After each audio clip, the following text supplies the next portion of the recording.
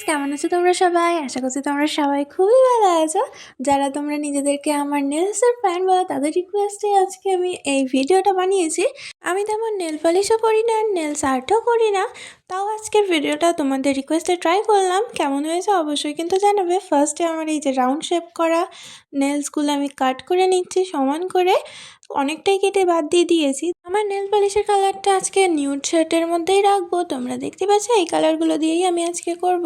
ফার্স্টে এই যে পুরো নিউড কালারটা সবগুলো নেলসে দিয়ে দিচ্ছি, একটা নেলস ছাড়া। তো আস্তে আস্তে অ্যাপ্লাই করে নিচ্ছি। এটা অ্যাপ্লাই করা হয়ে গেলে আমি এই গ্লিটারওয়ালা শেডটা এই যে ফাঁকা নেলসটাই পরে নেবো, যাতে একটু ইউনিক লাগে, একটা আলাদা রকম লাগে, সবগুলো একই রকম না দেখতে লাগে।